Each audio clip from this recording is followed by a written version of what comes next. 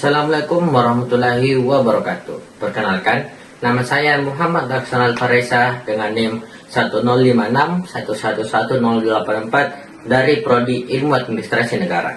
Pada video ini, saya akan membahas tentang studi kasus dari berita online, yaitu kasus kebocoran data dari aplikasi eHajj atau Electronic Health Alert Card yang dikelola oleh Kementerian Kesehatan Republik Indonesia. Hal ini menjadi permasalahan yang sangat serius karena menyangkut data pribadi masyarakat dan juga data kesehatan masyarakat. Adapun gambaran aplikasi dari aplikasi eHajj ini adalah pelayanan publik berbasis digital yang dikembangkan dan dikelola oleh Kementerian Kesehatan Republik Indonesia. Aplikasi eHajj ini digunakan pada masa COVID-19, yaitu digunakan sebagai alat untuk mencatat kesehatan dan verifikasi data baik para pengguna jalan domestik maupun perjalanan internasional. Fungsi utama dari eHajj ini adalah untuk mencatat dan memverifikasi data kesehatan seperti data pribadi, seperti nama, NIK, dan tanggal lahir. Adapun data kesehatan lainnya seperti hasil COVID-19 dan juga hasil data-data kesehatan para pelaku pengguna perjalanan. Masalah keamanan. Data kasus kebocoran data dari aplikasi eHajj ini merupakan suatu masalah yang sangat penting dan serius. Diduga banyak permasalahan kebocoran data yang tidak terlindungi secara maksimal. Yang pertama yaitu data pengguna bocor. Berdasarkan media dari online, yaitu terdapat 1,3 juta data pengguna eHajj ini diduga mengalami kebocoran karena penyimpanan data yang tidak terlindungi secara maksimal. Data yang bocor pun tidak hanya sekitar permasalahan data umum, melainkan ada data pribadi seperti data kesehatan, nama, tempat tanggal lahir, dan NIK-nya. Adapun data yang terganggu juga yaitu data pengguna perjalanan. Yang kedua, sistem yang mudah diretas. Versi lama aplikasi eHajj ini diketahui menggunakan database yang tidak memiliki pengamanan yang kuat dan autentifikasi yang kuat, seperti pemainan data dan enkripsi yang memadai. Hal ini menunjukkan kondisi ini menjadi sangat rentan dan dapat diakses oleh pihak yang tidak memiliki izin. Hal ini menunjukkan bahwasanya keamanan infrastruktur digital dihasilkan belum secara menyeluruh dan memadai, seperti untuk menghindari ancaman cyber yang semakin berkembang. Yang ketiga yaitu manajemen yang kurang baik.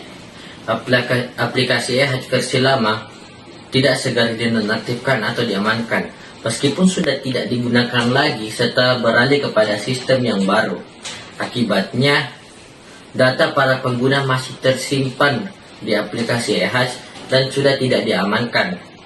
Hal itu dapat menjadi sebagai celah keamanan dan juga dapat dimanfaatkan oleh beberapa pihak yang tidak bertanggung jawab untuk melakukan sebuah kejahatan digital. Dampak masyarakat.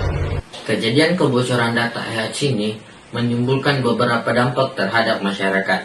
Yang pertama, investigasi pribadi tidak aman. Masyarakat selalu merasa bahwa data pribadi dan data kesehatannya tidak aman, sehingga hal ini dapat mengakibatkan penipuan dan juga pencurian identitas. Yang kedua, pelayanan publik terganggu.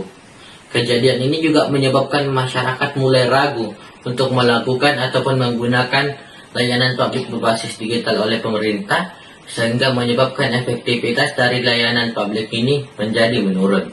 Yang ketiga, yaitu turunnya kepercayaan masyarakat. Masyarakat juga merasa bahwasanya akan menurunkan kepercayaannya terhadap pemerintah dalam mengelola data keamanan dan juga data berbasis digital yang dikembangkan oleh pemerintah tersebut.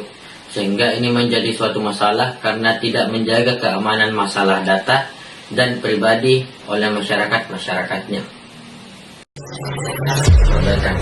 Berdasarkan data kebocoran aplikasi eHajj, berikut adalah beberapa saran dari saya pribadi agar kejadian ini tidak terulang di masa yang akan datang.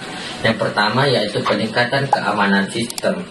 Pemerintah perlu meningkatkan keamanan sistem dari aplikasi seperti menggunakan enkripsi data, autentifikasi berlapis, dan audit sistem secara berkala, di mana langkah ini sangat penting untuk memastikan bahwa data pribadi dan data kesehatan masyarakat dapat terlindungi dari akses yang tidak sah dan serangan cyber. Yang kedua yaitu pengelolaan aplikasi yang lebih profesional. Penggunaan siklus hidup aplikasi ketika sudah tidak digunakan harus dinonaktifkan, diamankan atau dihapus datanya agar tidak menjadi celah kepada kemudian hari. Kemudian langkah ini juga menjadi sangat penting untuk penggunaan aplikasi baik daripada awal pembuatan hingga akhir penggunaan. Yang ketiga yaitu transparansi terhadap masyarakat. Pemerintah juga perlu transparan kepada masyarakat terhadap kebocoran data dan juga pemecahan solusi yang diambil. Pemerintah perlu menyampaikan pernyataan resmi yang jujur, jelas, dan mudah dipahami oleh masyarakat agar kepercayaan publik dapat dipulihkan kembali.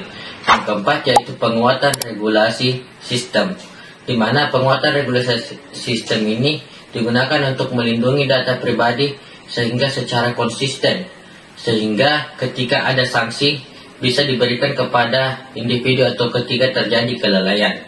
Hal ini juga dapat menyebabkan bahwasanya pemerintah dapat memperkuat instansi-instansi dalam bertanggung jawab untuk melindungi data-data pribadi masyarakat, untuk melindungi data-datanya.